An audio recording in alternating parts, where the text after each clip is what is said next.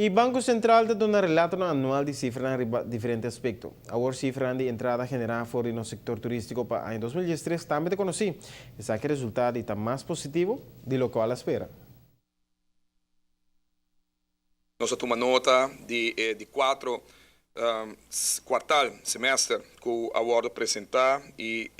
o resultado para o que trata a gente de ano 2013, conheci-se que acabou também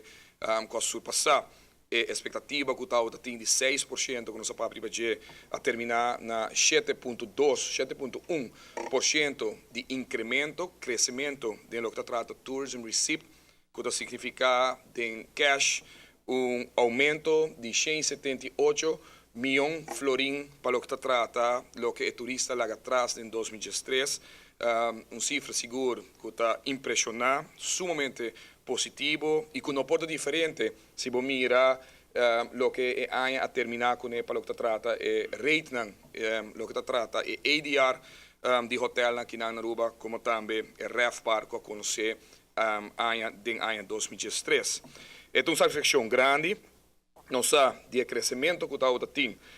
durante o ano de algo mais que 5%, pelo que trata de 2013, com o aumento de 7,1% aqui, botaria para que não somente crescer, pelo que trata de quantidade de gente, mas até surpassar o crescimento de quantidade, mostrando que está tendo gastamento de placa aqui na Aruba para o que trata de turista por cima e por maior de lo que o awardo pronostica. Está sumamente contente com o resultado positivo que recebi fora do Banco Central e lo hace tudo o possível para manter essa aqui assim também, segundo o ministro. Nós sabemos que para o que trabalha de promê, 2 lunas de ano aqui também